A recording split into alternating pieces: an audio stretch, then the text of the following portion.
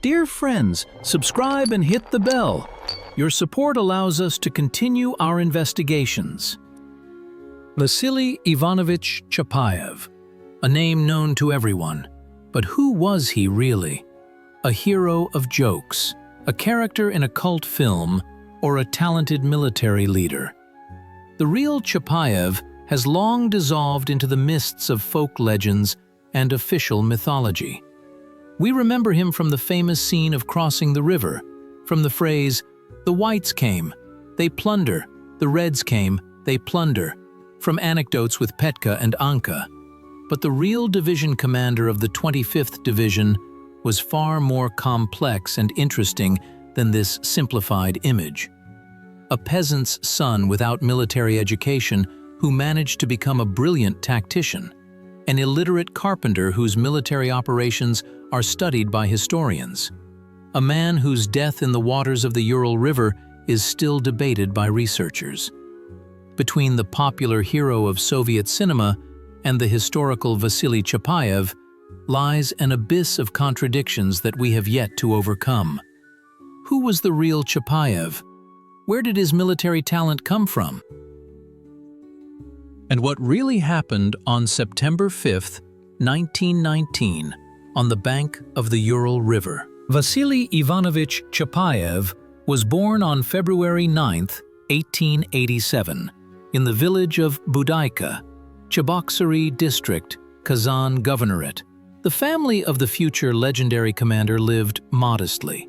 His father, Ivan Stepanovich, a simple peasant, barely made ends meet. Little Vasily managed to complete only 2 grades of parochial school, after which he had to help his family and learn a trade. He became a carpenter, a profession requiring precise eyesight, spatial thinking, and the ability to make quick decisions. Those very qualities that would later manifest themselves on the battlefields. The First World War drastically changed the fate of the 30-year-old carpenter. In 1914, Chapayev was mobilized to the front as a private soldier. It was here, in the trenches, that his natural military talent emerged. For bravery in battles, he was awarded 3 St. George Crosses and a St. George Medal, a full bow, as they said then. Such awards were not given lightly. Comrades recalled his particular resourcefulness and fearlessness. Once, Chapayev, with a small group of fighters, captured an enemy machine gun that had long kept an entire company pinned down. Another time, he volunteered for reconnaissance and brought back a valuable tongue. Gradually, from a private soldier, he became a non-commissioned officer, and then a Feldwebel. The October Revolution found Chapayev in a hospital after being wounded. He unhesitatingly sided with the Bolsheviks. The ideas of social justice were close to a man who grew up in poverty. Already in December 1917, Vasily Ivanovich organized a Red Guard detachment in his native Nikolaevsky district of Samara Governorate. Here, his talent not only as a tactician, but also as an organizer became apparent. Chapayev knew how to speak to simple peasants in a language they understood, could inspire fighters by personal example, and create a single combat unit from disparate groups. His detachment quickly grew to 500 men, and then to a regiment. It was then that the special Chapayev style of command was formed, a combination of strict discipline with respect for each fighter, lightning-fast decisions and unexpected maneuvers, the ability to use the terrain and impose his own rules of engagement on the enemy. Chapayev's military talent fully revealed itself during the years of the Civil War. Commanding the 25th Rifle Division, he proved himself a master of maneuver warfare and unconventional solutions. His operations were characterized by speed, surprise, and precise calculation. Vasily Ivanovich intuitively understood principles that would later be taught in military academies. Chapayev's tactical genius was particularly evident during the Ufa operation in the spring of 1919. When the main forces of the Red Army became bogged down in battles, Chapayev employed a flanking maneuver. He directed cavalry units into the enemy's rear, creating panic among the White Guards and forcing them to retreat. Contemporaries noted his ability to use the terrain. Hills, ravines, and rivers became natural allies in his military combinations. Recalled Commissar Dmitry Furmanov, Chapayev could sit for hours over a map, searching for vulnerable points in the enemy's defense. At the same time, he compensated for a lack of education with natural shrewdness.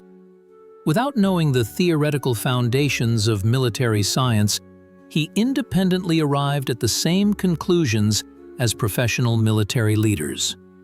Another secret to Chapayev's success was a deep understanding of the fighter's psychology. He was always on the front lines, sharing all the hardships of campaign life with the Red Army soldiers. The division commander goes into attack first and leaves the mess hall last, the soldiers said of him. This closeness to the rank-and-file soldiers created a special atmosphere of trust and loyalty. Mikhail Frunze, under whose command Chapayev's division served, highly valued his military abilities, although he criticized him for impulsiveness and insufficient discipline. He wrote in his memoirs, "Most impressive was Chapayev's ability to act in conditions of complete uncertainty." When communication was disrupted, supplies were delayed, and intelligence proved contradictory, he could make the only correct decision, relying solely on his intuition and experience. This ability repeatedly saved his division from encirclement and defeat. The legendary 25th Rifle Division, under the command of Vasily Chapayev, began forming in the autumn of 1918. Its core was comprised of Red Guard detachments from Nikolaev and Pugachev counties, hardened in battles against the White Czechs and White Guards. It was here that Chapayev's special talent became evident, transforming disparate groups of volunteers into a unified combat formation with iron discipline and high morale. Chapayev based the division's organization on the principle of personal trust.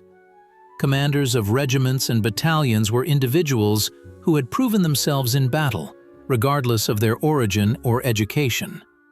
"I don't need your papers and diplomas," Vasily Ivanovich would say.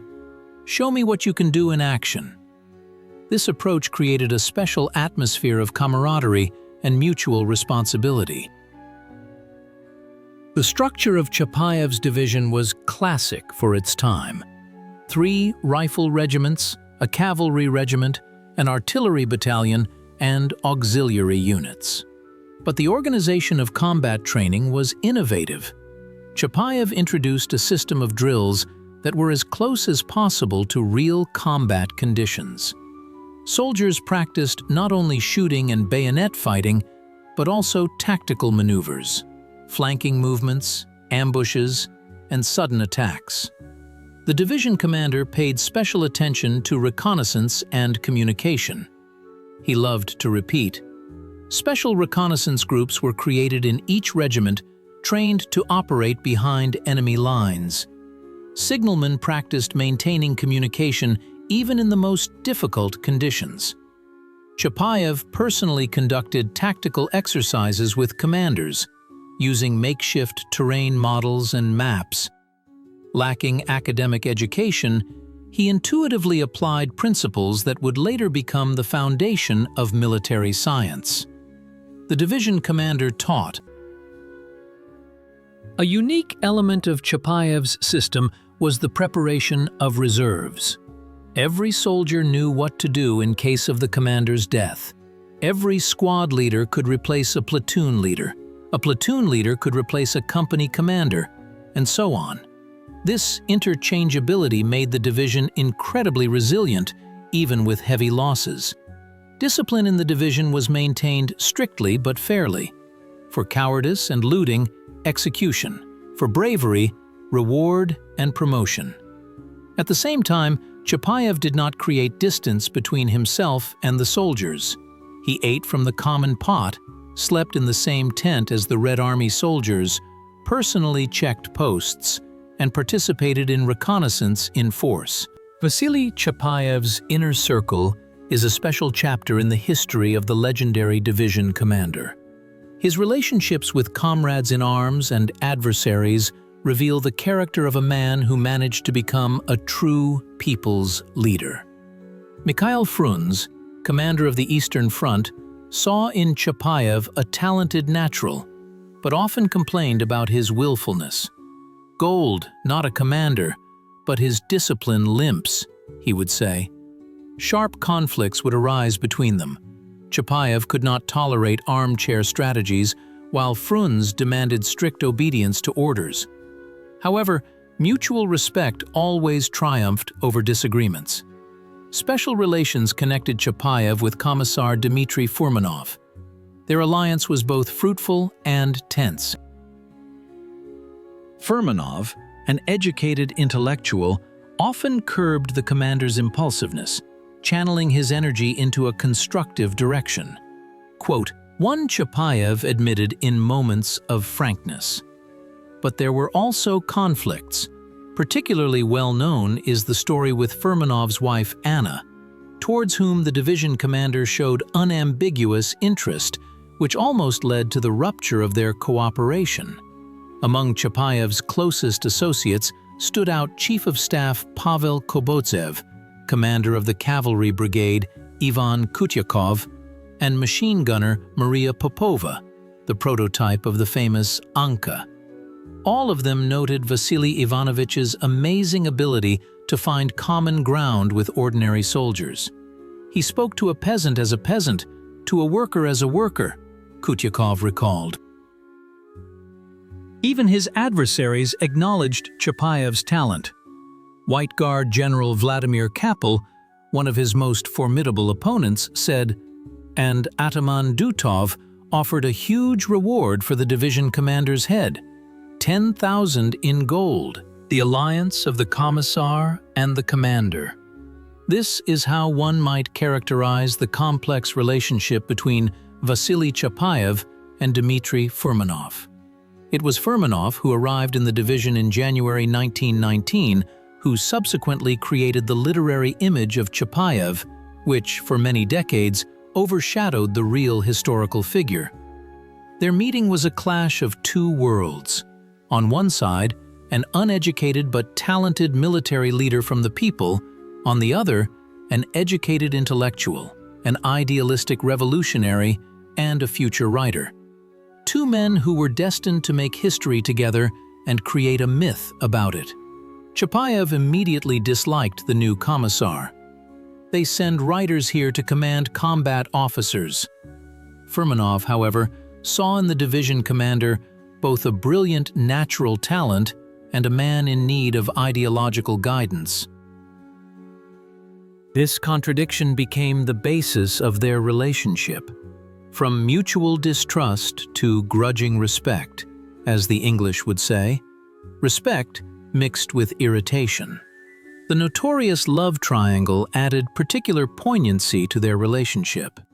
Chapayev's attention to Furmanov's wife, Anna, who worked in the division's political department.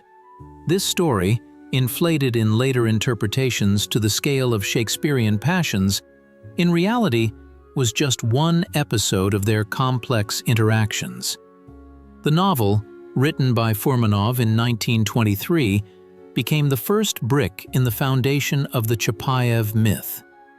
The book, based on the commissar's diary entries, is a strange hybrid of documentary chronicle and ideological work. Furmanov created an image of Chapayev that met the demands of the new era, a spontaneous revolutionary in need of party leadership. The real Chapayev in the book is simultaneously glorified and belittled. His military talent is shown vividly and convincingly, but at the same time, the commander's political impulsiveness and his insufficient ideological sophistication are emphasized. Furmanov, depicted in the book under the name Klitschkov, appears as a wise mentor, guiding Chapayev's energy in the right direction. This was far from reality. Chapayev, despite his illiteracy, had clear political convictions and was not at all the naive swashbuckler the Commissar portrayed him as. Many episodes of the book became classics, like the famous scene with the globe, when Chapayev confuses an academy with a university. But how much do they correspond to reality? The division commander's comrades subsequently claimed that Furmanov largely distorted Chapayev's character, emphasizing some traits and downplaying others. However, it was Furmanov's image that formed the basis of all subsequent interpretations, from the Vasilyev brothers' film to the endless series of anecdotes. In 1934, a film was released in Soviet cinemas that forever changed the perception of Vasily Chapayev in the popular consciousness. Chapayev, by brothers Georgy and Sergei Vasilyev, became not just a movie. It transformed into a cultural phenomenon, giving rise to an entire universe of images, quotes, and symbols. The film instantly captivated the hearts of millions of viewers and received enthusiastic reviews even from such sophisticated connoisseurs as Charlie Chaplin, who called it the best picture I have ever seen. The filming took place at a time when the myth of Chapayev had already begun to form, thanks to Furmanov's novel, but had not yet acquired its final shape. The directors relied on the book but introduced significant changes, creating a more heroic and integral image. Actor Boris Babochkin was invited to play Chapayev, a choice that proved truly brilliant. His Chapayev entered the history of Soviet cinema as one of the most vivid and memorable characters. The film significantly deviated from historical reality. Scenes with the captivates' psychological attack, the famous episode of crossing the river, the conversation about the military academy, all of this was artistic fiction, designed to create a vivid and understandable image for the people. The real Chapayev never uttered many of the phrases attributed to him, including the famous, "The whites came, they rob, the reds came, they rob." His relationship with Furmanov was much more complex than depicted in the film, but it was this film version that definitively cemented Chapayev's image in the mass consciousness. After the film's release, the division commander ceased to be merely a historical figure.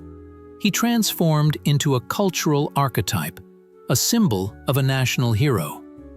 Children played Chapayev, adults quoted his lines, artists depicted scenes from the film.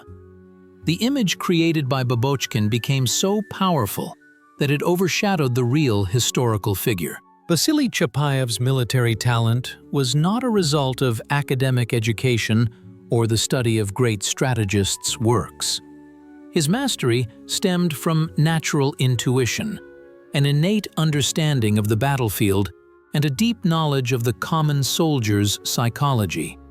Modern military historians, analyzing the operations of Chapayev's division, note a surprising combination of boldness and calculation in his tactical decisions. A key feature of Chapayev's command style was maneuverability. In an era when many commanders still thought in terms of positional warfare, he emphasized swiftness and surprise.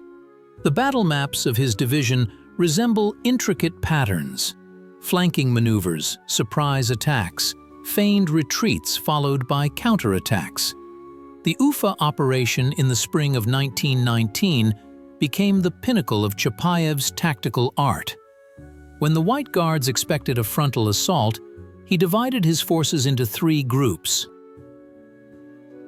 The main forces pinned down the enemy from the front, while two mobile groups struck from the flanks. The Whites found themselves semi-encircled and were forced to retreat hastily, abandoning artillery and supply trains. He thought like a chess player, calculating several moves ahead, notes military historian Alexei Isayev. Chapayev was skilled at identifying weak points in the enemy's defenses and concentrating his main efforts there. At the same time, he always kept a mobile reserve, usually cavalry units, that could be quickly redeployed to threatened areas. His ability to utilize the landscape deserves special attention. Forests, ravines, river crossings, everything became an element of his tactical combinations. In one of the battles near Ufa, Chapayev positioned machine gun crews on hills in such a way that they created crossfire, completely blocking the white advance. Meanwhile, the main forces of the division outflanked the enemy through a forest mass considered impassable. Chapayev was a master of ambushes and sudden strikes. He often practiced the tactic of quote one, where parts of the division simulated a disorderly withdrawal, luring the enemy into a prepared trap. Near Alexandrov Gai, such a maneuver allowed him to defeat superior forces of white Cossacks. Engrossed in pursuit, they fell under the fire of disguised artillery and cavalry squadrons hidden in a ravine. Chapayev's approach to the interaction of different branches of service was innovative. In an era when many commanders used infantry, cavalry, and artillery in a fragmented manner, he created combined tactical groups. Infantry provided firepower, cavalry, mobility, artillery, fire support. This approach was decades ahead of its time. The dawn of September 5, 1919, began for Lubyshinsk as usual. Chapayev's headquarters, located in a small Cossack town on the bank of the Ural River, lived its customary life. No one suspected that this day would be the last for the legendary division commander and many of his fighters. Trouble came from where it was least expected, from the Kazakh steppes, where it was believed there was no enemy. General Sladkov, commanding the White Cossack Group, developed a daring plan. His detachment made a swift dash across the waterless steppes, covering over 100 kilometers in 2 days. The Whites appeared suddenly, at dawn, when most of the Red Army soldiers were still asleep. With their first strikes, they destroyed the guard posts and broke into the city from 3 sides. According to the recollections of survivors, Chapayev showed astonishing composure in this situation. Awakened by the sounds of gunfire, he quickly organized the defense of the headquarters, gathering about 100 fighters around him. Under his leadership, the Red Army soldiers repelled attack after attack, but the forces were too unequal. Over 2,000 White Cossacks were acting against them. Military historians note a number of tactical errors that led to the tragedy. The main one was the neglect of intelligence. Chapayev, who usually paid great attention to gathering information about the enemy, this time showed unforgivable carelessness. The division was stretched along the front, and only the headquarters with a small guard remained in Lubyshinsk. The second fatal mistake was the absence of fortified positions around the city. Chapayev considered Lubyshinsk a rear base, not a possible battleground. No trenches or firing points were prepared, which made defense practically impossible. By noon, the situation of the defenders became critical. Ammunition was running out, and the number of wounded was growing. According to the testimony of the machine gun team leader Ivan Petrov, Chapayev was wounded in the arm and head, but continued to direct the battle. It was he who decided to break through to the Ural River to cross to the other bank, where the main forces of the division were located. On September 5, 1919, Vasily Chapayev vanished in the waters of the Ural. It seemed as though a definitive end had been put to the legendary division commander's biography. However, the history of his death is shrouded in such a multitude of contradictions, mysteries, and outright myths that even a century later, historians continue to debate what actually happened. The official version states, The wounded Chapayev drowned while attempting to swim across the Ural River during a breakout from Elbishchensk, which was surrounded by white Cossacks. This story, solidified in Soviet historiography and immortalized in the finale of the famous film, was considered incontrovertible for many years. However, upon closer inspection, it reveals serious gaps. The first thing that raises questions is the absence of a body. Despite thorough searches organized by the Reds after regaining control of the territory, Chapayev's remains were never found. The Ural River in the Lubishchensk area is shallow, with many shoals and rapids. How could a person disappear without a trace, especially a wounded one? This fact gave rise to the first alternative version. Chapayev survived and was secretly transported to the rear. According to this theory, the command deliberately spread information about his death to remove the legendary but overly headstrong commander from the game. Supporters of this version point to the testimonies of several Red Army soldiers who claimed to have seen Chapayev alive after the Lubishchensk battle. There is also a more dramatic alternative. The division commander was captured by the Whites.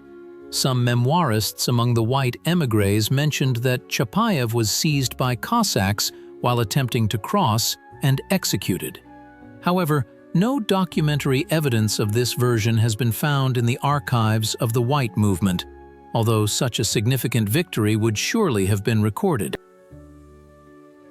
Another mystery is the strange behavior of the White Cossacks after capturing Lubishchensk. Instead of exploiting their success and attacking the main forces of Chapayev's division, they hastily abandoned the city, as if having accomplished their main task, the elimination of Chapayev.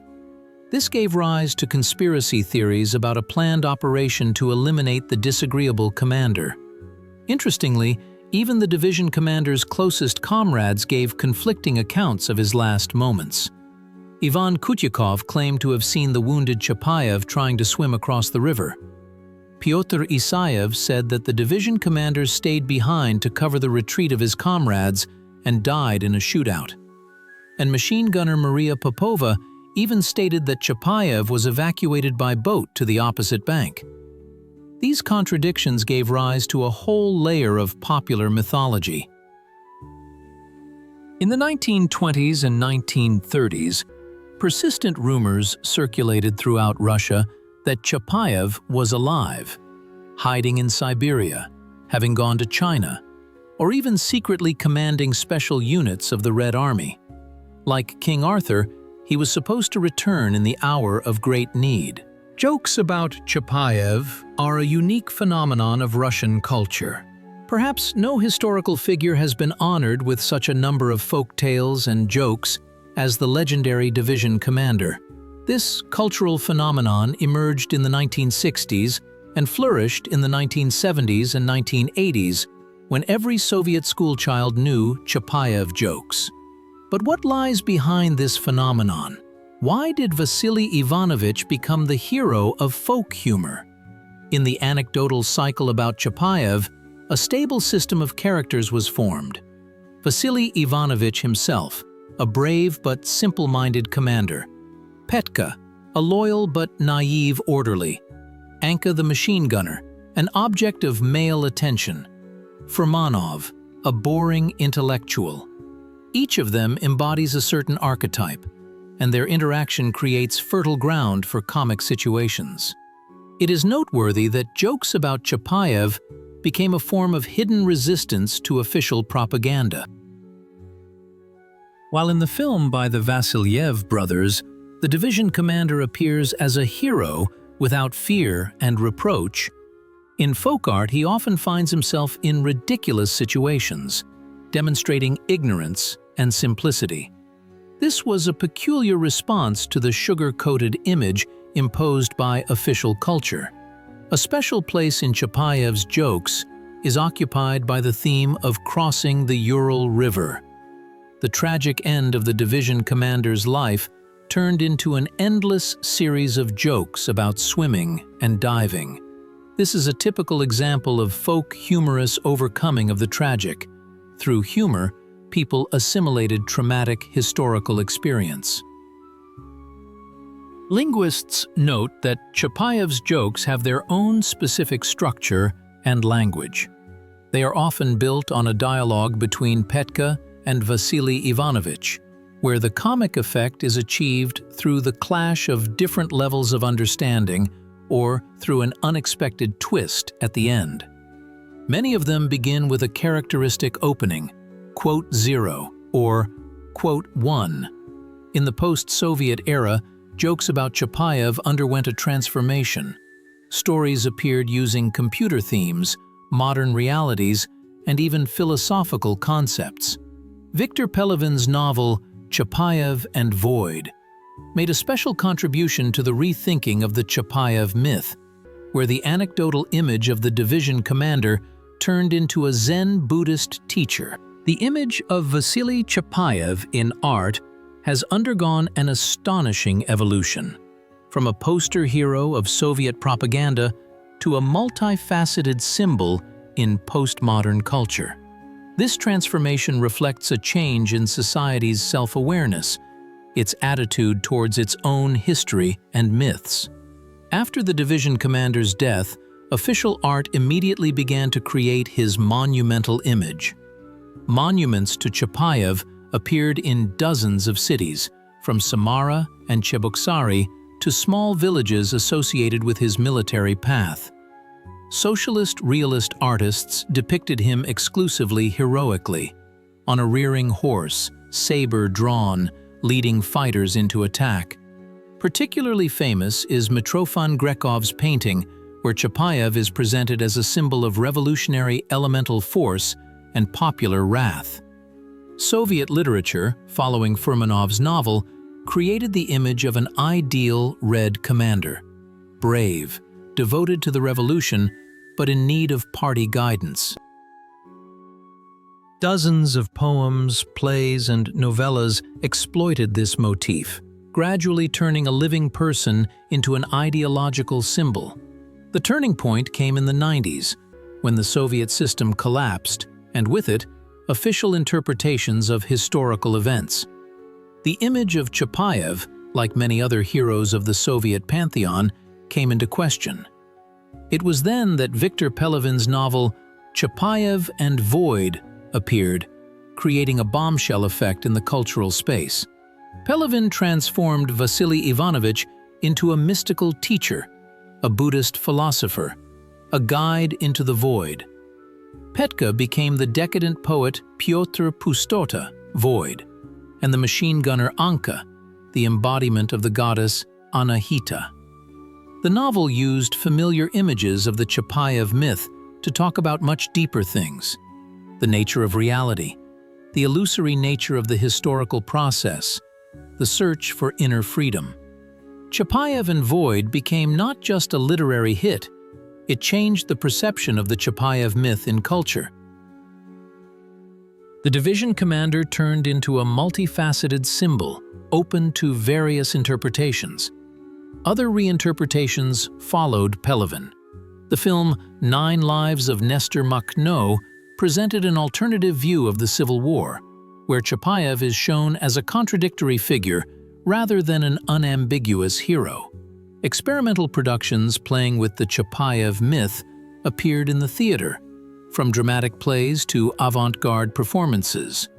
Contemporary artists use recognizable images of Chapayev, Petka, and Anka to create installations and art objects, often with an ironic subtext. It is particularly interesting how the image of the division commander transformed in mass culture. From anecdotes and ditties of the Soviet period to internet memes and computer games of our days, Chapayev remains a recognizable cultural code, understandable to different generations. The historiography of Vasily Chapayev represents a fascinating journey from unconditional heroization to attempts at objective analysis. Over the course of a century, the image of the legendary division commander has undergone an astonishing transformation in scholarly works. from an icon of the revolution to a controversial historical figure requiring impartial study. During the Soviet period, research on Chapayev was predominantly apologetic. Historians of the 1940s and 1950s, Nikolai Kuzmin, Mikhail Pokus, Sergei Kesin, created the image of an ideal Red commander, whose mistakes and contradictions were carefully retouched. Their works, despite their factual richness, suffered from ideological limitations and a lack of access to many archival materials. A key turning point came in the 1960s and 1970s, when more objective studies emerged.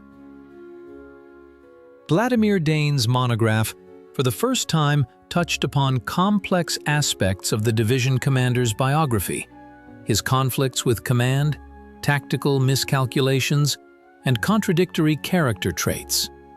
The historian gained access to previously classified documents and was able to show Chapayev not only as a hero, but also as a living person with his own weaknesses. A real breakthrough occurred in the 1990s when ideological barriers collapsed and many archives opened. The works of Gennady Sokolov, Dmitry Furman, and Alexei Isayev presented a comprehensive view of Chapayev's personality. Researchers for the first time had the opportunity to analyze documents of the White Movement, memoirs of émigrés, and secret intelligence reports, all that had previously been inaccessible.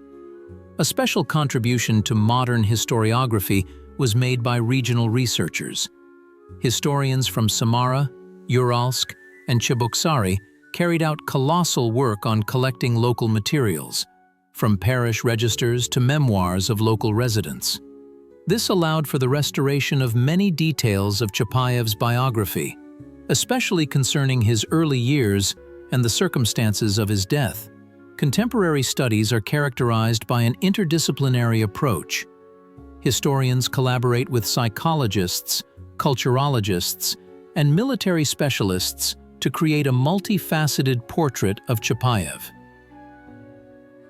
They analyze not only his military operations, but also his psychological motives, the cultural context of the era, and the influence of social origin on personality formation. A separate direction has been the study of the Chapayev myth as a cultural phenomenon. The works of Yevgeny Dobrenko, Hans Gunther, and Katerina Clark explore how a real person turned into a cultural symbol, and what role literature, cinema, folklore, and state propaganda played in this. An important achievement of modern historiography has been the overcoming of ideological extremes.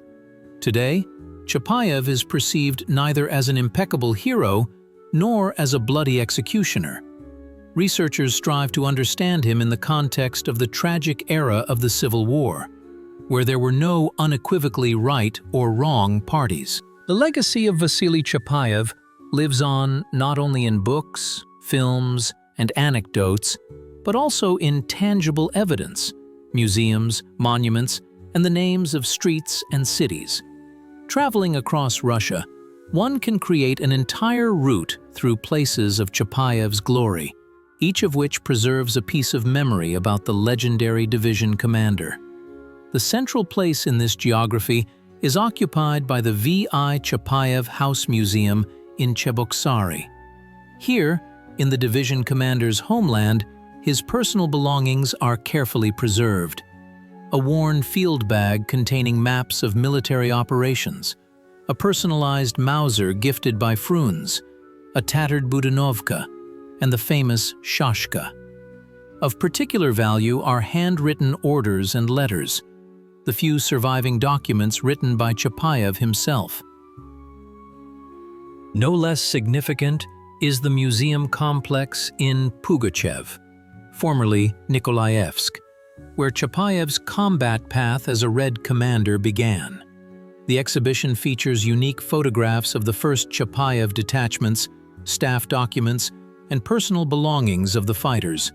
Also preserved here is the famous Tachanka. Restored according to drawings of that time, it gives an idea of the mobile warfare of the Civil War era. A special place in Chapayev's geography is occupied by the city of Uralsk, where the last days of the division commander's life unfolded. The local Museum of Local Lore preserves rare testimonies of eyewitnesses to the Lubyshensk tragedy, maps indicating the routes of the Red Army's retreat and the place where Chapayev supposedly entered the waters of the Ural River. Monuments to Vasily Ivanovich have been erected in many Russian cities. The most famous is the monument in Samara by sculptor Matvey Manazur, a dynamic composition depicting Chapayev on a rearing horse at the head of an attacking group of fighters. No less expressive is the monument in Cheboksary, where the division commander is presented not in his usual image as a horseman, but as a strategist, with a map in his hands, contemplating the plan of another operation. Who is he today? Vasily Ivanovich Chapayev. A folk hero, an anecdotal character, or a talented military leader. A century after the death of the division commander, the time has come to separate the man from the myth, the historical figure from the cultural symbol. The modern understanding of Chapayev is increasingly moving towards multidimensionality, towards recognizing the complexity and contradictoriness of this figure. 21st century historians strive to see a living person behind the legend, with his merits and demerits, insights and delusions. An uneducated peasant's son who managed to become an outstanding tactician. This is no longer a poster hero, but no less impressive a personality for that. Military experts today acknowledge that many of Chapayev's tactics in maneuver warfare were ahead of their time. His ability to use terrain, organize sudden strikes, and combine the actions of different branches of troops are studied in military academies as examples of intuitive tactical genius. In Russia's national memory, Chapayev occupies a special place. He is simultaneously a hero of official history and a character of folk art. This duality makes his figure unique. Through anecdotes and jokes, people assimilated and appropriated the official myth, making it a part of everyday culture. Today we can admit, Chapayev was neither an impeccable hero nor a simple-minded brawler from anecdotes.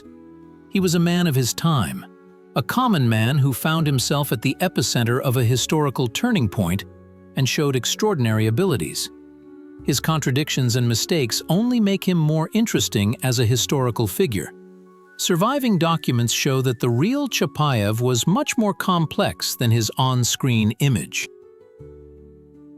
He possessed a natural intelligence that allowed him to compensate for his lack of education. He had clear political convictions, although they did not always coincide with the party line. He was a demanding commander, but knew how to find common ground with ordinary soldiers.